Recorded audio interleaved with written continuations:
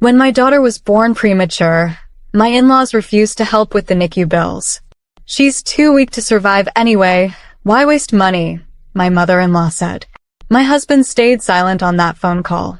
I hung up, sold my wedding ring that night, and walked into the hospital alone. Years later, the same family that left me to drown came back begging me for help, and what I did next, they never saw coming. My name is Saoirse, and before I tell you what happened to the people who abandoned my daughter in her weakest hour, I need you to understand what those first 90 days felt like, because I don't think I'll ever be able to explain it any other way than this. It felt like drowning in a hospital hallway while everyone who was supposed to hold my head above water watched from the shore. I was 26 weeks pregnant when my water broke on a Tuesday afternoon in March, 3 months before my due date. While I was folding tiny onesies I had washed twice already because I couldn't stop touching them. My husband, Callister, drove me to the hospital with his hands shaking so hard on the steering wheel that he ran a red light. I remember thinking, in the middle of my own panic, that at least he was scared for the right reasons. I didn't know yet that being scared and being present are two completely different things. Everly was born at 1 pound 11 ounces. She fit in the palm of my hand.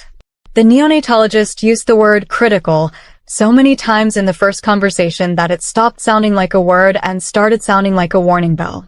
She had underdeveloped lungs, a heart murmur they needed to monitor, and skin so thin I could see the blue veins mapping her tiny chest like a river system.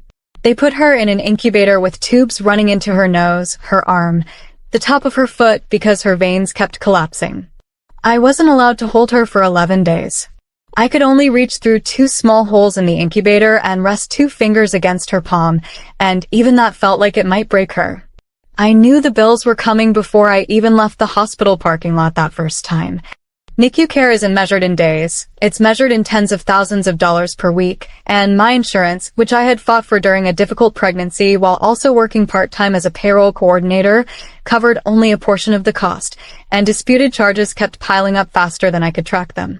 Callister worked at a mid-sized logistics company as a warehouse supervisor, decent pay, nothing that could absorb a bill that would eventually climb past $200,000. So we did what people do. We called family. I want to be fair here, because I've told this story enough times now to know that people always assume the worst about everyone involved before they even hear the details, so let me be precise. My own parents were retired, living on a fixed income in another state, and they sent what they could, which wasn't much, but they called every single day, and my mother flew out for 2 weeks to sit with me in that NICU waiting room, even though her knees made the hospital chairs agony for her. That mattered. I want that on the record. Callister's parents were a different story. His father, Wendell, had built a small but comfortable insurance brokerage over 30 years. His mother, Harriet, had never worked outside the home a day in her life and had very particular opinions about what a strong family looked like, opinions she shared freely and often, usually at my expense, always with a smile that made the insult land softer and cut deeper at the same time. I had spent 6 years of marriage learning to nod through Harriet's comments about my cooking, my clothes, the fact that I kept my own last name professionally. I had learned that the way to survive Sunday dinners was to let things go. I could not let this go. Callister called them from the hospital hallway, the fluorescent lights buzzing overhead, machines beeping steadily from Everly's room down the corridor. I stood next to him because I needed to hear it directly, not filtered through his retelling later. He explained the situation calmly. The bills, the weeks ahead, the fact that we needed help. Real help, not vague encouragement. There was a pause on the line. Then Harriet's voice, clear enough that I heard every word without needing to lean in. "She's too weak to survive anyway. Why waste the money?" I felt my whole body go cold in a way that had nothing to do with hospital air conditioning. I waited for Callister to say something. To defend his daughter. To hang up on his own mother. To do anything at all. He stayed silent. Not shocked silent. Not the kind of silence that comes right before someone finds their words. Just silent. Compliant. The kind of silence that told me everything about where his loyalty actually lived, and it wasn't in that hospital hallway with me and our daughter fighting for her life 11 feet away. Wendell's voice came on next, gentler than Harriet's, but not gentle enough. He said maybe once she's more stable, they could revisit it. He said money was tight on their end too, which I later learned was a lie. because 6 weeks after that phone call, Harriet posted photos from a resort in the Turks and Caicos with a caption about how blessed she felt. I took the phone from Callister's hand. I didn't yell. I want people to understand that. I've seen enough of these stories to know the version people expect, the screaming, the dramatic hang-up. That's not what happened. I said very quietly, "You will never speak about my daughter that way again," and I ended the call. Then I went into the bathroom down the hall, sat on the closed toilet lid, and cried in a way I had never cried before, the kind of crying that comes from somewhere lower than your chest, somewhere closer to your spine. That night, after Callister had gone home to shower and change, promising he'd be back in a few hours, I sat alone next to Everly's incubator, and I made a decision. I took off my wedding ring, a modest half-carat diamond that had felt like the whole world to me 4 years earlier, and I looked at it under the dim hospital light. It wasn't going to save my marriage from what I already sensed cracking underneath it, but it could buy 3 more days of care for my daughter. I found a 24-hour pawn and gold buying shop 9 minutes from the hospital, the kind of place with bars on the windows and a bell that jingled too cheerfully for what it was. The man behind the counter barely looked up as he weighed it, tested it, and offered me $1,100. I took it without negotiating. I walked back to that hospital alone in the dark, past a closed pharmacy and a bus stop with no one waiting at it, and I handed that money toward Everly's next round of bills the following morning. I want to tell you that Callister noticed the ring was gone right away. He didn't. It took him 4 days. The weeks that followed blur together in my memory, the way exhaustion blurs everything, but certain moments stayed sharp. The night Everly's oxygen levels dropped and 3 nurses moved so fast around her incubator that I had to be walked out of the room, my legs not fully working, a resident holding my elbow the whole time. The morning I finally got to hold her against my bare chest for skin-to-skin contact, her whole body smaller than my 2 hands cupped together, her heartbeat so fast and so determined that I promised her silently that I would spend the rest of my life making sure the world deserved her. The day I opened a hospital finance office letter that itemized a single week's charges at $18,400, and I sat in my car in the parking garage and did math I didn't have the energy to do, moving numbers between accounts that were already nearly empty. Callister worked overtime, I'll give him that. He wasn't a villain in the cartoonish sense. He was something harder to explain and harder to forgive.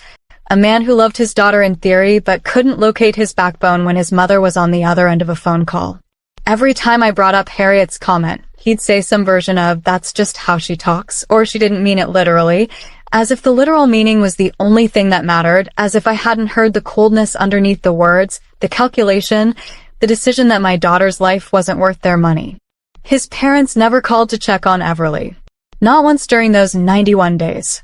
Not a card, not a text, not a single question about whether she'd gained weight, whether her lungs had strengthened, whether she'd come off the ventilator.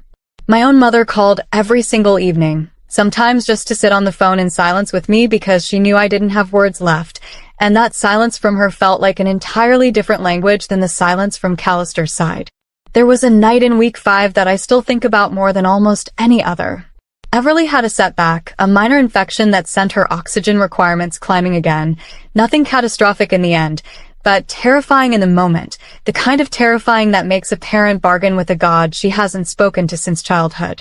I called Callister at 11 at night, my voice cracking apart mid-sentence, and he always came when I called directly. I want to be fair about that. But when I asked him afterward, sitting in the family room down the hall with vending machine coffee going cold in our hands, whether he'd told his parents what had happened, he said he didn't want to worry them. I remember staring at him, at this man who had watched our daughter's oxygen monitor scream its alarm an hour earlier, and understanding that his instinct to protect his parents from worry ran deeper than his instinct to ask them for help. That was the moment, if I'm honest, when something in me quietly finished breaking, even though the actual ending was still months away. I went into survival mode in a way I don't think I fully processed until much later. I picked up freelance bookkeeping work on my phone in the hospital cafeteria between visiting hours, invoicing clients at 2 in the morning because it was the only quiet window I had.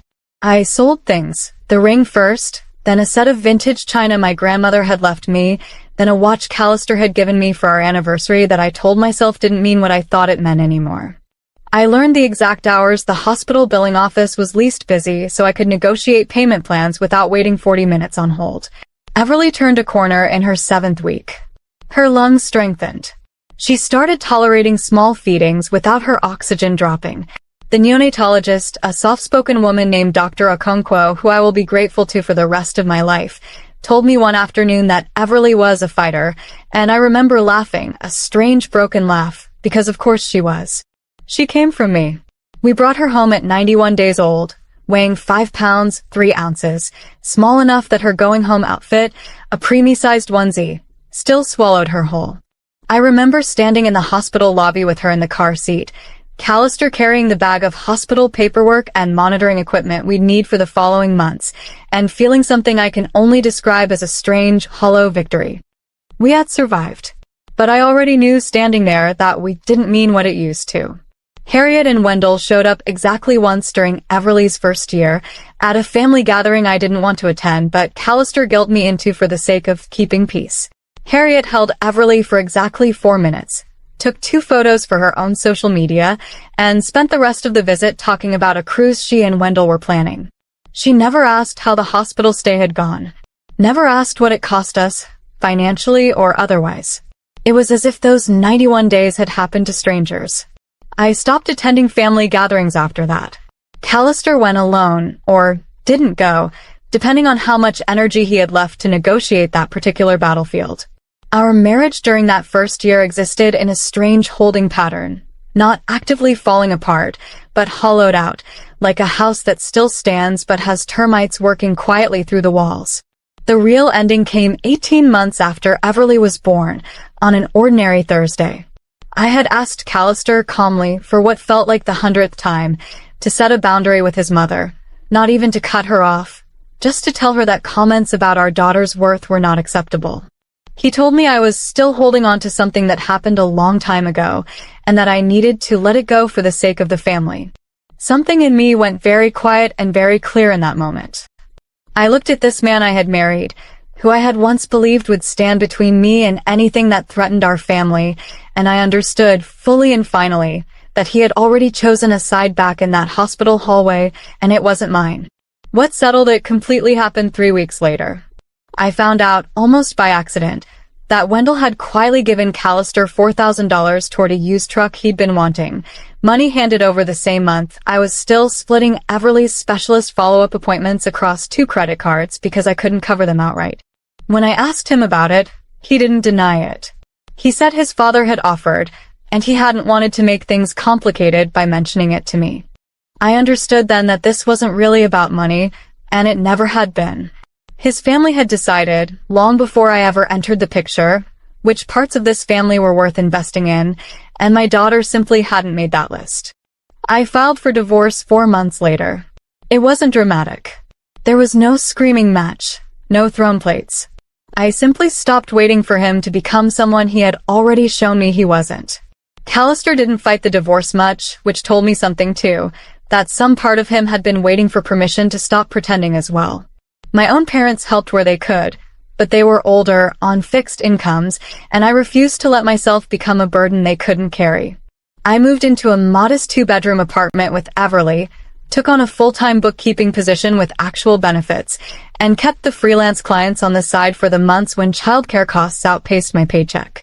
There were years, I won't pretend otherwise, where I ate cereal for dinner 3 nights a week so Everly could have proper meals, where I sewed patches onto her secondhand coat sleeves rather than buying new ones, where I sat in my car outside her preschool crying quietly before wiping my face and walking in with a smile because she needed to see steady, not shattered. I remember one particular winter, Everly was almost 3, when our apartment's heating unit broke and the landlord took 11 days to fix it. I layered every blanket we owned onto her toddler bed and slept beside her most of those nights just to share body heat, telling her it was a camping adventure, so she wouldn't feel the fear I felt watching my breath fog in our own living room. I called an emergency repair line myself the 4th day because I couldn't wait any longer, paid for it out of money meant for something else, and figured out the something else later, the way I figured out almost everything during those years, sideways, creatively exhausted, but always figured out. I built a life for us with my own 2 hands, brick by brick, invoice by invoice. I went back to school part-time to finish the accounting degree I'd abandoned in my 20s, studying after Everly went to sleep, falling asleep with textbooks still open on my chest more nights than I could count. Once I finally completed the degree, I sat for my CPA exam and passed on my first attempt, and I remember calling my mother first, before anyone else, and both of us crying on the phone over a piece of news that had nothing to do with hospitals for once. Not long after, I was promoted to senior accountant at a firm downtown. A couple of years later, I started my own small bookkeeping and tax practice, working with local business owners who valued someone thorough and honest over someone flashy. Building that practice from nothing meant 18-hour days for the first year, meant Everly doing homework on a folding table in the corner of a rented office space because I couldn't yet afford both childcare and rent, meant turning down client after client until I finally had enough of a foundation to be selective instead of desperate. I remember the first time I hired an employee, a quiet, sharp young woman named Odalise who just finished her own accounting degree, and how strange and wonderful it felt to sign someone else's paycheck after years of barely covering my own. Everly grew into a bright, curious, fiercely independent girl who loved dinosaurs, then space, then competitive swimming, in that order, the way children's obsessions shift like seasons. She never needed a follow-up surgery, never showed lasting effects from her early arrival beyond a scar on her chest from an early procedure that she'd sometimes trace with her finger and ask about, and I'd tell her the truth in pieces appropriate to her age, that she came early, that she fought hard, that she was the strongest person I had ever known. I never told her when she was small about the phone call. Some things a child doesn't need to carry. Callister remained loosely in her life.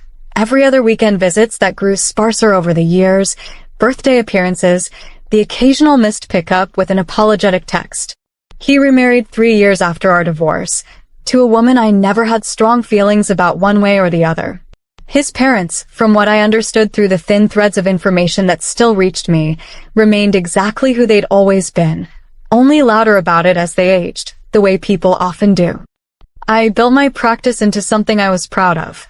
I bought a small house with a yard big enough for the dog Everly had begged for since she was 7. I paid off every dollar of debt those NICU months had left behind, slowly, methodically, the way I did everything now. And somewhere in there, without fully noticing the moment it happened, I stopped being the woman who cried in hospital bathrooms and became someone entirely new, someone steady, someone capable, someone who no longer flinched when a phone rang unexpectedly. Then, 10 years after that phone call in the hospital hallway, Wendell's insurance brokerage collapsed. I heard about it the way I heard most things about that family now secondhand, through Callister mentioning it during a pickup, his voice carefully neutral in the way people get when they're delivering news they suspect will land differently than they intend. A combination of bad investments, an aging client base that hadn't been replaced with new business, and apparently, some questionable bookkeeping practices Wendell had relied on for years, the kind of shortcuts that catch up to a business eventually. The brokerage folded within 8 months. Harriet and Wendell, both now in their late 60s, found themselves with a fraction of the retirement they'd planned around, a mortgage still owed on a house too large for 2 people, and medical costs of their own beginning to climb the way they do for everyone eventually, regardless of what they once said about other people's medical costs. I want to be honest about something here, because I think honesty is the only thing that makes a story like this worth telling. I did not feel triumphant when I heard about the collapse of Wendell's brokerage. I felt mostly a strange stillness, the kind you feel when a storm you spent years bracing for finally passes, and you realize you're standing exactly where you were before, just older. There was no urge to call anyone and gloat, no fantasy of showing up at their downsized condo with a smile. Just a quiet, settled clarity about how far I'd come from the woman who once stood in that hospital hallway believing her worth, and her daughter's worth, could be measured by someone else's willingness to spend money on either of them. It was Harriet who called me directly, which surprised me more than almost anything else in this entire story. Not Callister relaying a message. Harriet herself, a number I hadn't seen in years, lighting up my phone on a Tuesday evening while I was helping Everly, now 10 years old, with a fraction worksheet at our kitchen table. I let it go to voicemail. She called again 20 minutes later.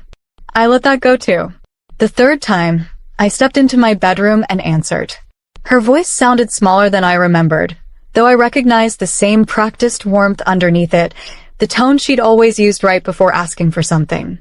She talked about Wendell's health, about the brokerage, about how difficult things had become, and then carefully, almost gently, she asked whether I might be able to help. Just a loan, she said. Just until things stabilized. Family helps family, she said, and I remember sitting very still on the edge of my bed, staring at a worksheet with fractions still open on the kitchen table where my daughter was waiting for me, and thinking about how precisely, how exactly, this moment mirrored the one 10 years earlier, just with the roles reversed. I told her I needed to think about it. That wasn't a delay tactic. I genuinely needed to sit with what I was feeling before I responded, because I didn't want to answer from anger, even though anger was certainly present. I wanted to answer from clarity. I thought about it for 3 days. I thought about the version of me who stood in that hospital hallway hearing my daughter's worth measured against a dollar amount. I thought about the wedding ring on that pawn shop counter, the man barely looking up as he weighed it. I thought about the nights of cereal for dinner, the patched coat sleeves, the years of building something from nothing while the people asking me now for help had vacationed in the Caribbean during the exact weeks my daughter fought for her life 11 feet down a hospital hallway. I called Harriet back on a Friday evening. I told her I would not be giving her or Wendell a loan. I told her, calmly, the same way I told her 10 years earlier that she would never speak about my daughter that way again, that some debts aren't measured in dollars, and theirs had come due a long time ago. I told her I hoped they found a way through their situation, and I meant that, genuinely, because I have never wished harm on anyone, even people who showed me exactly who they were when it mattered most. But I would not be the one funding it. She tried a different approach after that. Guilt, mostly, reminding me that Everly was her granddaughter too, as if that fact hadn't been irrelevant to her 10 years earlier when Everly weighed 1 pound, 11 ounces and needed every dollar she could get. I let her finish. Then I told her that Everly barely knew her, through no fault of Everly's own, and that this too was a consequence of choices Harriet had made long before I ever had the chance to make any in return. I ended the call the same way I'd ended the one 10 years before it. Quietly. Firmly. Without raising my voice once. I didn't tell Everly about any of this until 6 years later, when she was 16 and old enough to understand the full shape of it, sitting across from me at our kitchen table on an ordinary evening, the same table where the fraction worksheet had once sat. She asked, the way 16-year-olds eventually start asking harder questions, why she barely knew her paternal grandparents. I told her the truth, finally, in full. The phone call, the ring, the 91 days. I watched her face change as she absorbed it, watched something harden and something else soften in her at the same time, the particular alchemy of a child learning exactly how hard her mother had fought for her to exist in the world at all. She reached across the table and took my hand, and she said something I don't think I'll ever forget. You didn't need them. You just needed you. I told her that wasn't quite true. I needed a lot of people along the way, nurses and doctors and my own mother, and eventually good friends I'd built a life alongside. But I understood what she meant, and I let myself simply say thank you. She asked me, later that same evening, whether I regretted selling the ring. I told her the truth. I had thought about that ring more times over the years than I could count, not because I missed it, but because it had taught me something no comfortable life ever could have, that I was capable of surviving without any of the things I once believed I needed to survive at all. A marriage. A family's approval. A piece of jewelry that had once symbolized promises other people hadn't kept. I told her that letting go of that ring was the first time in my adult life I chose her, fully and without hesitation, over everything else, and that I would make the exact same choice again without a second of doubt. There's one more thing Everly said that night that I've carried with me ever since. She asked whether I thought Harriet had ever really believed what she said on that phone call, or whether it was just cruelty for its own sake. I told her I honestly didn't know, and that I'd stopped needing to know a long time ago, because the answer wouldn't have changed anything about what I did next. What mattered wasn't the why behind Harriet's words. What mattered was what I chose to do in the 91 days that followed them, and every day after that. She sat with that for a while, tracing the small scar on her chest the way she'd done since she was little, and then she asked if she could see a photo of me at the pawn shop counter, as if such a photo existed, as if that night had been documented anywhere except in my memory. I told her there was no photo, that some of the most important moments of a life happen in places no camera ever reaches, witnessed only by the person living through them and, eventually, told to the people who need to understand what it cost. Wendell and Harriet's financial situation, as far as I know now, eventually stabilized somewhat through the sale of their house and a much smaller condo, through Wendell taking on part-time consulting work well into his 70s, through the kind of quiet downsizing that comes to people who once assumed comfort was permanent.